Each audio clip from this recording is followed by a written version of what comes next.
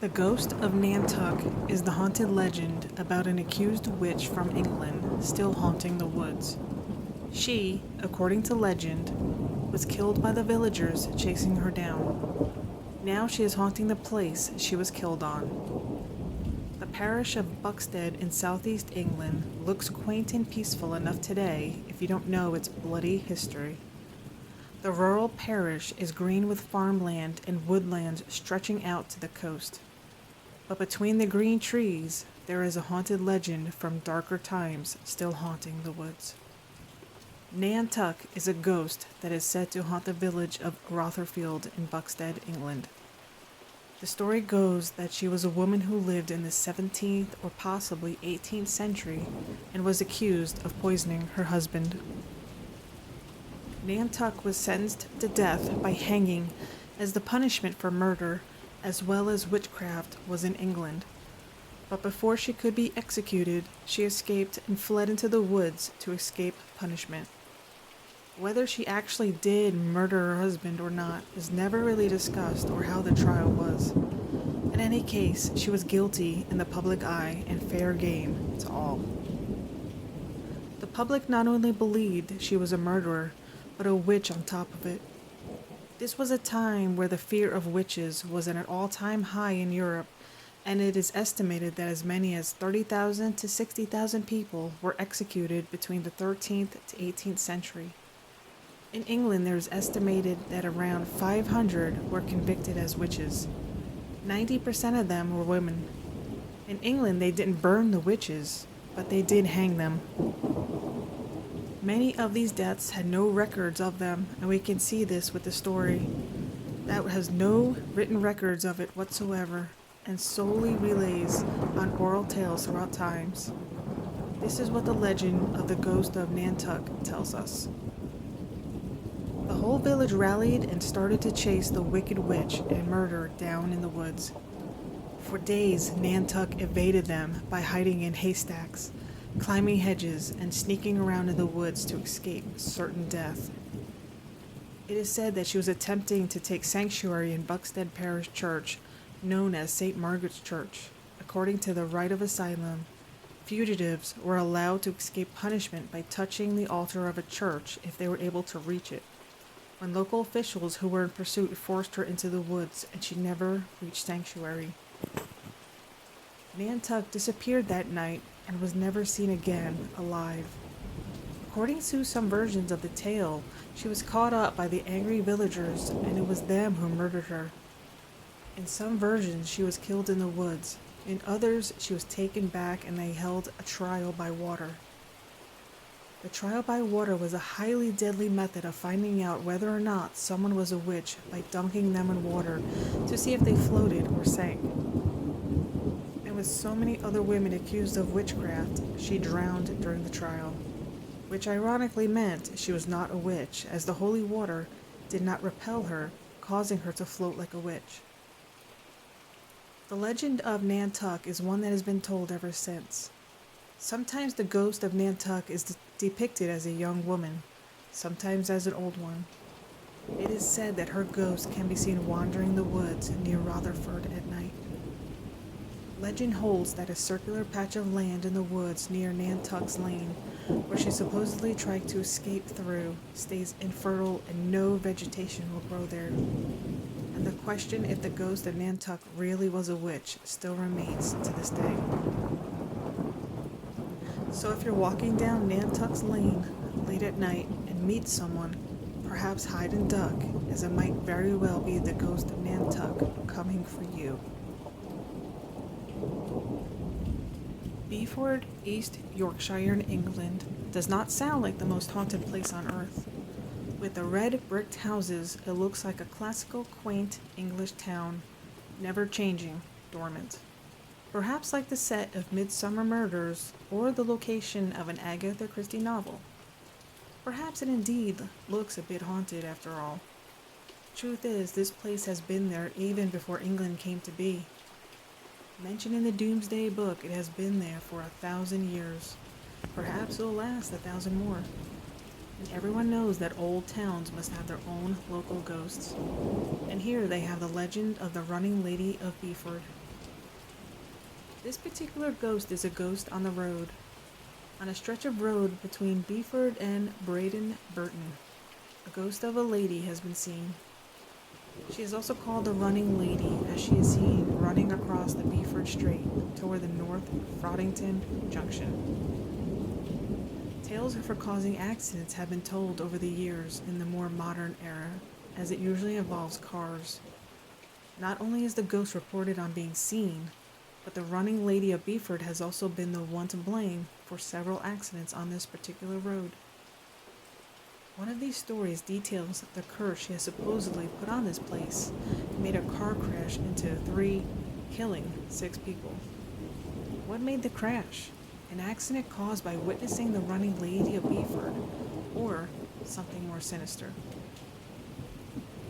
There's also an anecdote about a motorcyclist picking up a female on the stretch on that road, only to find her gone when he turned around after a couple of miles.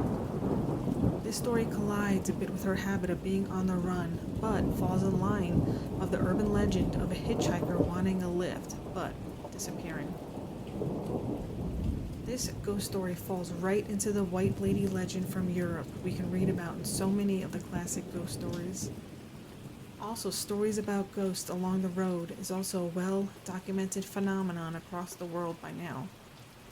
But what about this particular legend of the Running Lady of Beeford? How much does it ring true?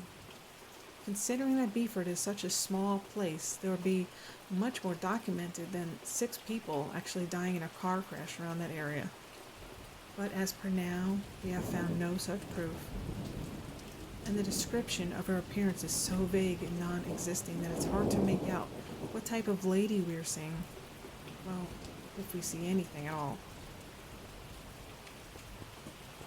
The legend of the Lady in the Lake has been around the Durand Eastman Park in the state of New York for centuries, haunting the lakes and park in search for her daughter and possible revenge. Between the cities of Rochester and Irondequoit in the state of New York, the Durand Eastman Park has been since the turn of the century. She takes on numerous names: the Lady in White, the White Lady, Lady of the Lake. She becomes with those names one of many, a ghostly, transparent figure of folklore. She loses her humanity and such, gains her legacy. But who were this lady down by the lake? Does she even have a name? The Rochester Candlelight Ghost Walk tells the legend of the ghost, which has been told as far back as when the park was used as a vacation destination. And when a Boy Scout camp was set up in the park, the legend grew around the campfire. Before the 1900s, the area surrounding the park was a swampy place. It was farmland and small farms was around the lake. The lady that has been roaming the place since the early 1800s is said to have been the wife of one of those farmers, farming the swampy land. Her name, according to written accounts and oral storytelling, her name was Elissa. She appeared in different shapes and forms, sometimes as an old thing, an ugly woman. Sometimes she's a youthful spirit of the lake. Through the generations, the story has been passed down through the locals, and the story has taken some different roads along the way. But the main overview remains the same. In one of the variations, Elissa had an abusive husband that left her for another woman. In her jealous rage, she killed them both, and therefore she is haunting the park, mistaking young couples for her husband and mistress, slaying them again and again for revenge. A classic take on a ghost story, but certainly not the most famous take on this legend. The variation retold the most is that she is a grieving mother more than a scorned woman. She is seen around the beach looking for her daughter. In some variation, the daughter ran away with a lover and away from her overprotective lover. In others, the daughter was brutally raped and murdered. In such, the grieving mother looks for remains of her daughter, as well as those who did her harm. In some variations of the story, she is accompanied by 2 ghost dogs helping her in the search. No matter how the story is told, one thing is a binding link. She still has an enormous mistrust in men, even in the afterlife. Perhaps because of the abusive husband, perhaps because of the men stealing her daughter away. Who knows really? Maybe it's both. She's therefore rumored to attack men that in some ways are hindering her mission and interrupting her search. In the park, the ruins of a stone wall is hidden among the trees. It is called the castle, a common place to gather for parties and retelling of the legend. It has over the years also become a part of it. Whispers that it is actually part of her house, an insane asylum on a cannon wall. But in reality, the castle is just the remains of a dining hall. Before the Great Depression, this was a place people in the park could get some refreshments. It was built in 1911, too. But over the years, after vandalism, arson, and the passing of time, this wall is all there remains of the building. The blogger for the Rochester subway spoke to a Jenny Lynn that owns the Rochester Candlelight Ghost Walks. She told them that they had teamed up with the local psychic, Shelley Phillips, to investigate the Lady of the Lake, and they had used several different equipment, including divining rods, EMF detectors, temperature readers, as well as noise monitors. According to Lynn, Phillips was able to stand behind the legend of Elissa's daughter that ran away together with a local farm boy. Lynn also says she spoke with the local police, the Irondequoit Police Department. According to her, there have been many reports to the police regarding the Lady of the Lake, including maybe even by the officers themselves.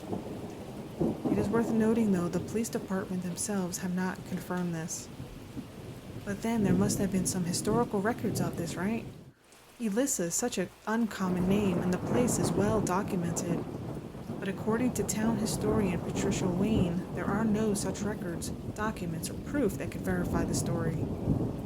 Even so, every year, reports of sightings come in from people claiming to have seen the Lady of the Lake. One thing that literally blew some new life into the story, though, happened in 2017. A forceful wind was storming around the Rochester area, awakening the ghost once more. At least the legend.